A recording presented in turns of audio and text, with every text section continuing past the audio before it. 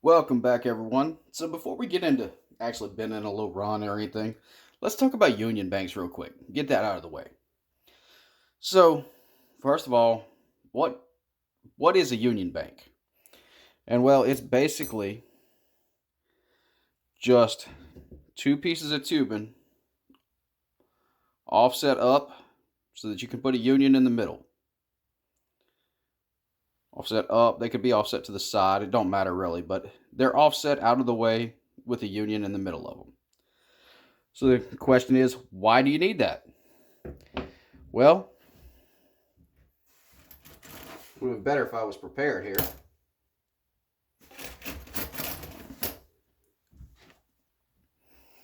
Well, when you have one tube floating around in the air somewhere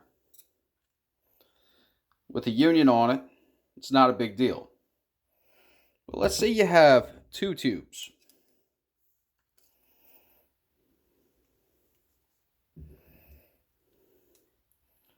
Well, then they're not going to stay together because the union's wider than the tube itself, it pushes them apart.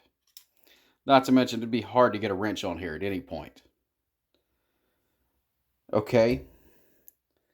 So, what someone at some point smarter than me came up with was to do something like this here. Now,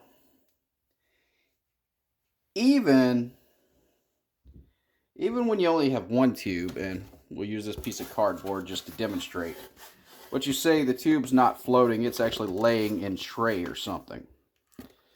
Again, you run into the same problem. The union stops it from laying flat. It might be laying on a web of a beam in some tray, who knows. But whatever, for whatever reason, it doesn't lay flat. So again, that person that was much smarter than me came up with offsetting the tube a little bit.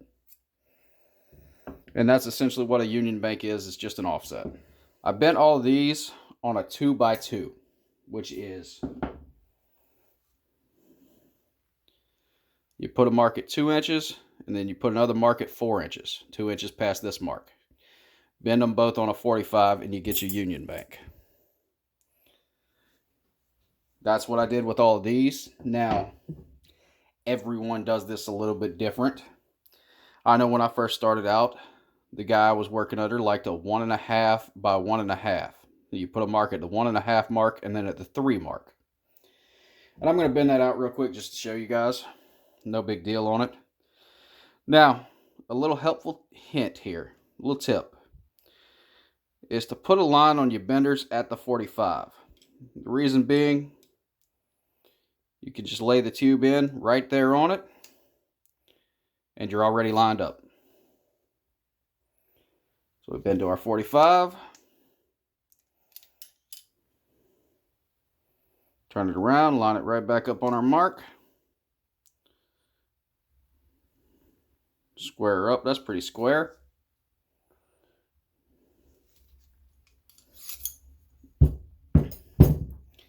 Now, as you can see, that makes for quite a bit of a difference there. One of my bends isn't quite perfect there, but doesn't matter. For demonstration purposes, you see this is quite different. Now, here's the thing. Whatever run has already been at to start with is what you have to go with. Now, me, I like doing 2 inches by 2 inches. For 3/8, you can do the same thing. Once you get up to 1/2 inch, you have to switch it up a little bit. You have to do it 2.5 by 2.5. But for 1/4 inch and 3/8, what I run most of the time, this works perfect. So there we are. Again, here's our tube that's 2 inches by 2 inches. We're going to bend it out real quick. Same thing, just bend it out. It should match pretty close to these.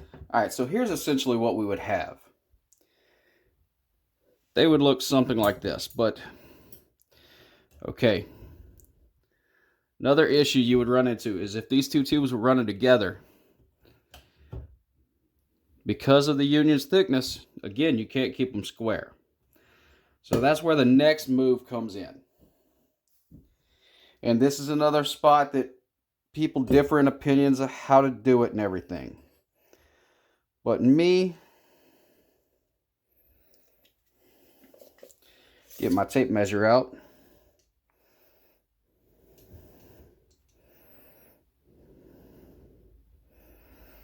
I like to put my union banks 5 inches apart. That way, nothing's blocking the other. I can come in with my wrenches or whatever, what have you.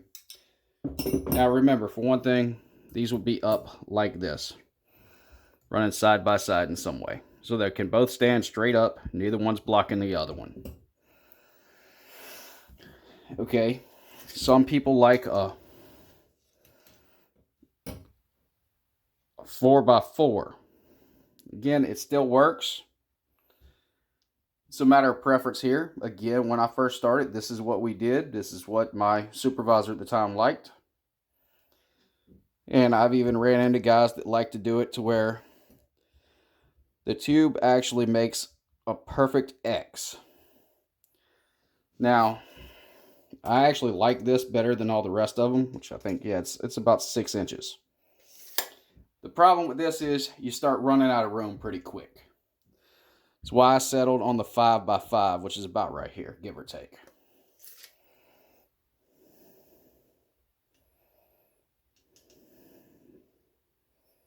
Right there.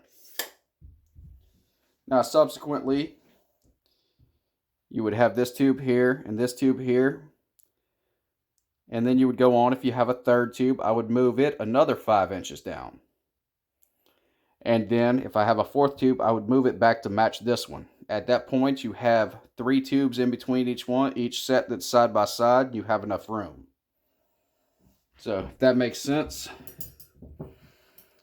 So these 2 tubes would be right here. Then this one, the third one would be over here.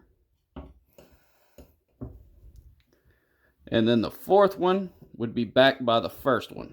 It would be touching where the first one's at. But that's essentially all a union bank is 2 offsets connecting the 2 tubes. I'll pull out this was the 1.5 by 1.5. As you can see, if I had it, it wouldn't quite connect. I'd have to bend the tubing at an odd angle, and it wouldn't look good if I tried to connect 1.5 and 1.5 with the 2.5 and 2.5, with the 2x2, sorry. So, again, just to recap, union bank, 2 offsets on either side of the connecting tubes. Whatever measurement you start with, you have to finish with. Union in the middle, 4 to 6 inch gap in between unions, subsequently up to at least 3, and then you can come back.